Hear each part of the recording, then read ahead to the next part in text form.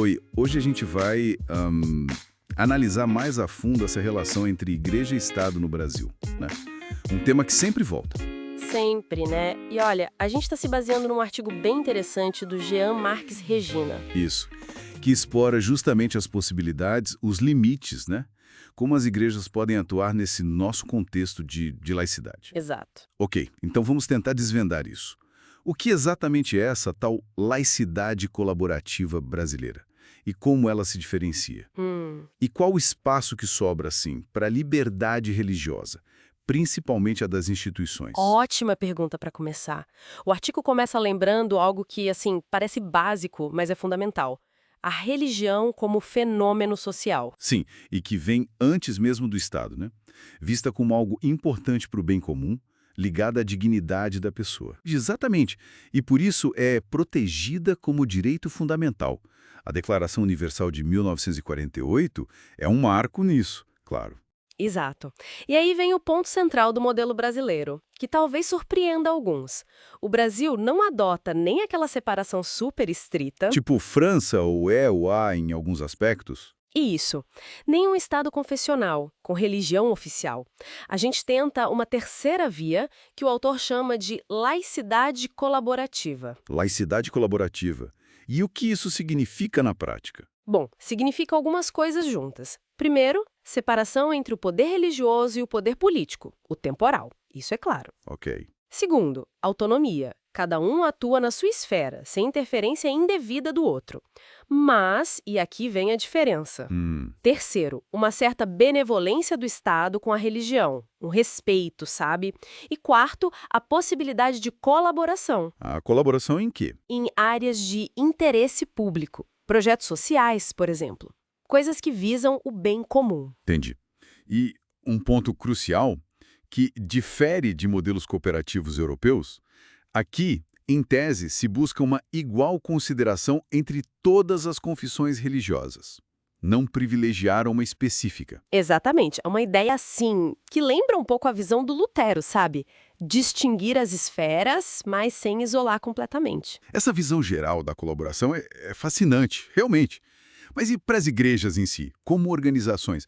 Como isso impacta o dia a dia delas? Aí o artigo entra num conceito-chave, a liberdade religiosa institucional. Certo. E faz uma distinção útil que você mencionou. Uma coisa é a liberdade de crer, a belief, né? Aquilo que está no seu íntimo. A consciência, isso. Outra coisa é a liberdade religiosa de agir, a action, que é a prática externa, o culto, o ensino e principalmente a organização.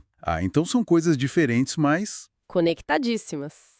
Porque a liberdade de agir que permite a formação da comunidade e da instituição. Aqui que a coisa fica bem interessante, eu acho. Com certeza. Essa liberdade religiosa institucional é o direito da comunidade de fé de se organizar para viver e expressar suas crenças coletivamente. E como isso funciona? Tem regras, tem um princípio central.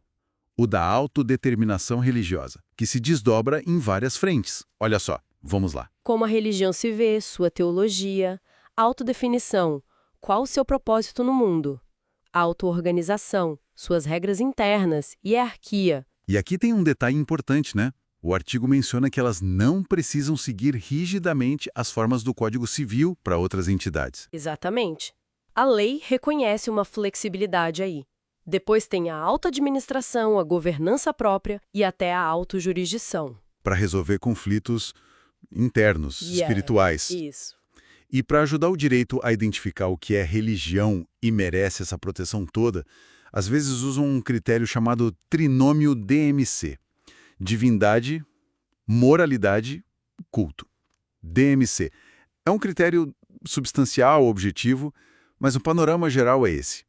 O Estado reconhecendo uma autonomia interna bem significativa para essas organizações. Ok, essa autonomia parece muito ampla, mas a gente sabe que na vida real surgem conflitos, né? Onde que o Estado traça a linha? Não pode ser um cheque em branco, imagino, tipo, façam o que quiserem dentro dos seus muros. Não, de jeito nenhum. Como qualquer direito fundamental, a liberdade religiosa e institucional não é absoluta. Ela tem limites. Quais veriam? Existem os limites que a gente chama de externos. São as colisões com outros direitos fundamentais. Direito à vida, à saúde pública. Ah, como na pandemia, por exemplo. A questão de abrir ou não as igrejas. Exatamente. Esse foi um exemplo claro de tensão.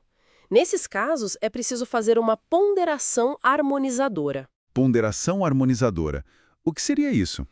É tentar equilibrar os pratos, sabe? Buscar uma solução que preserve o núcleo essencial de cada direito em jogo, causando o menor dano possível. Não dá para simplesmente dizer a saúde pública sempre vence ou a liberdade religiosa sempre vence. Não. Tem que analisar caso a caso. E o artigo ressalta: não se deve limitar a liberdade religiosa só por conveniência administrativa ou porque a moral da maioria pensa diferente. Entendi. E além desses limites externos, tem outros? Tem os limites internos, que são aqueles definidos pela própria organização religiosa. Sua teologia, suas regras, seu código de ética interno. Ah, a própria instituição se autolimita, de certa forma. Isso. O que, claro, levanta outra questão importante sobre como harmonizar essa autonomia toda com as leis gerais do país, né? Faz sentido. Então, para a gente tentar amarrar as ideias aqui, o modelo brasileiro, essa colaboração colaborativa, é uma busca por um equilíbrio bem particular, né? Reconhece a importância da religião, garante uma autonomia considerável para as instituições. Sim, para se organizar, praticar a fé. Mas sempre dentro do quadro maior dos direitos fundamentais. E com essa porta aberta para colaborar para o bem comum. Não é isolamento, é convivência. Convivência, respeito mútuo e cooperação. Acho que essa é a ideia central. Perfeito. E aí, para a gente fechar e deixar uma reflexão, né? A gente vive numa sociedade que muda muito rápido. Novas questões sociais, tecnologia avançando, novas interpretações de direitos. Verdade. Como será que esses contornos da colaboração e da autodeterminação religiosa vão ser desafiados ou, quem sabe, até redesenhados no futuro do Brasil? Uma boa pergunta. É um equilíbrio dinâmico, com certeza, algo para a gente ficar ligado.